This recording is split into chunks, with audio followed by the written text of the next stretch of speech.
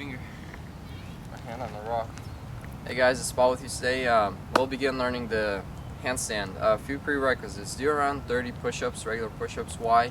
Is because the strain it puts on the wrist, and handstand puts a lot more strain. So if you can't do 30 push-ups and maybe 30 push-ups on your knuckles, that would strengthen your wrist at least a little bit, and that's just a prerequisite. After you can do 30 push-ups, try to do 10 clapping push-ups or 10 jumping push-ups.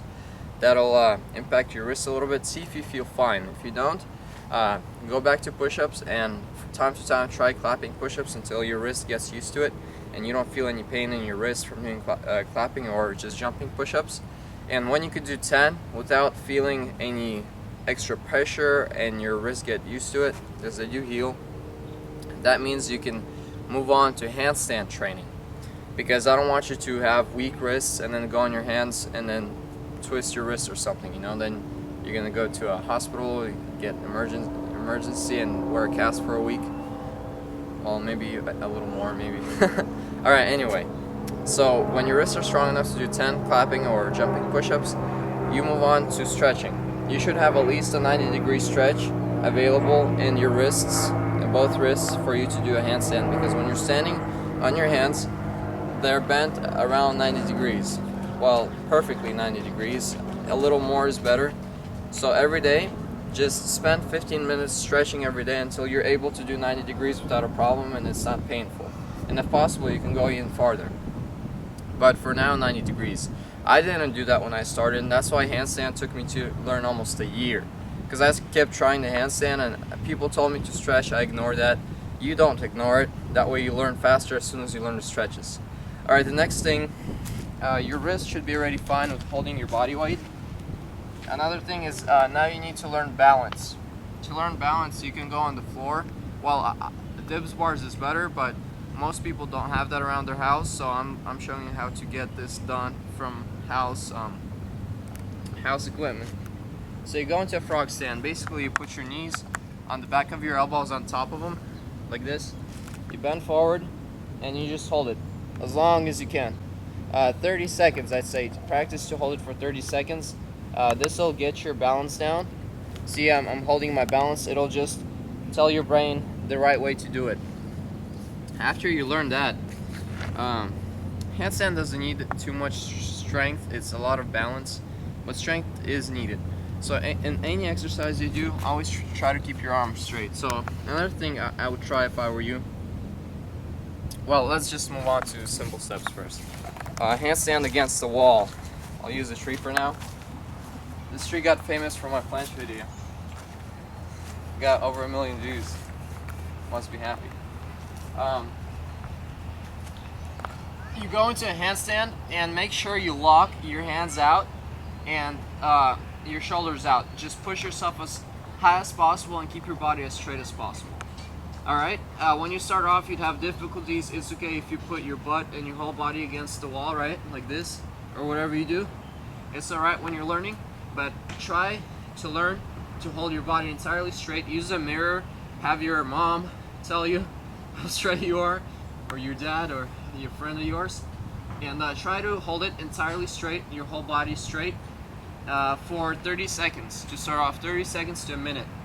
Alright, so once you got to hold this down for 30 seconds to a minute without struggling too much, then you'll try to take your feet a little bit away from the tree. So right now I'm standing without touching the tree, right? Fully standing on my feet. Alright, so right now I'm not even touching the tree.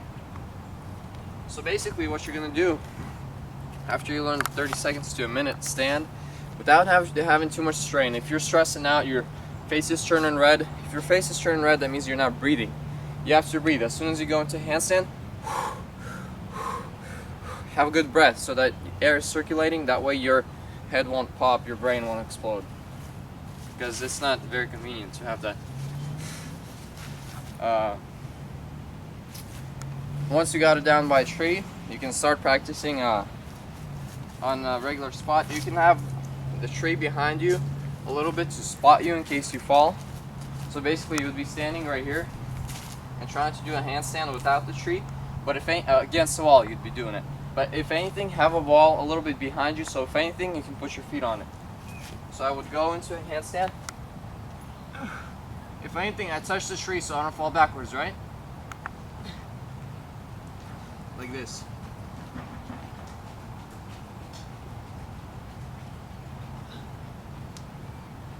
See, if anything, I'm touching the tree. Then you start moving away backwards, so you touch the tree less and less. Oops. 1 second.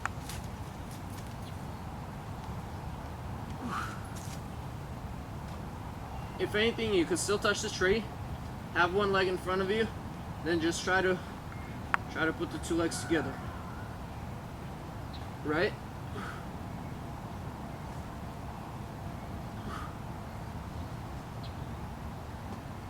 Like this. Keep trying to do that until you learn to balance. And once you got that down, you can hold it around 15 seconds without touching the wall, which is pretty difficult because when I understand there's a wall behind me, I know I can lean on something, so it's very difficult for me not to lean on it. So what I do is then, after I know I got it against the wall pretty good, I start trying without a wall. Alright, so how you would do that: have your hands locked, alright, locked, and feet together, hands locked at all times. You never bend your arms like this at all, and you never go like this. Straight in front of you, shoulder width apart, locked, and just pushing up. And I just get tired from doing this. So what you do, you have them up, you step forward, and as you step forward, you bring your back foot up and into the air. So like this. Right?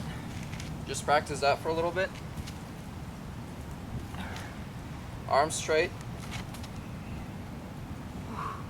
Kick up. And then once you got that down and you got a handstand down, you should try to do that and then hold it.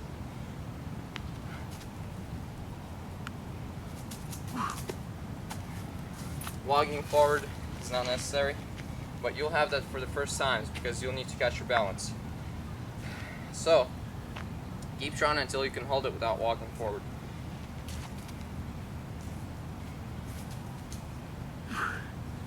See, that's how you get better and better. I already made one step instead of 3. You'd have the same thing.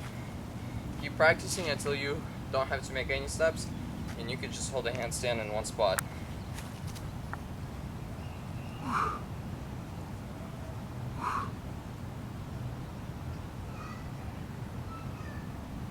There you go. You got a handstand down. Most of your weight is first of all, everything is balanced. If your feet just start going 1 degree out, you use your fingers on your hands to push yourself back up. You use your feet. Well, your brain's going to do all the work. Basically, you need the strength and the balance first that you're going to train against the wall. You move on to that, and from that you can move on to handstand push-ups. And I'll make a handstand push-up tutorial soon if you guys want to. If not, I won't. I'll have the 1-hour video coming up soon. It just takes a ton of time to render it. So I'm trying to find a day where I don't need my computer, so I can put it on render and it'll just be there the whole day. Or I can collect the money to buy a new one if you guys want to donate a little bit. I have $377 collected that was donated to me, and I'll put a link down below if you want to help out a little more. I want to buy a computer for around $800 with a really good video card and processing and everything. So if you can help me out, that'd be good. Keep coming back, watching my videos, subscribe so you get updated when they come out. I'm doing this for you guys, not for myself. I don't really care if you know this or not, but it shows that I do because I'm making this video. I'll see you guys later. God bless. Bye bye.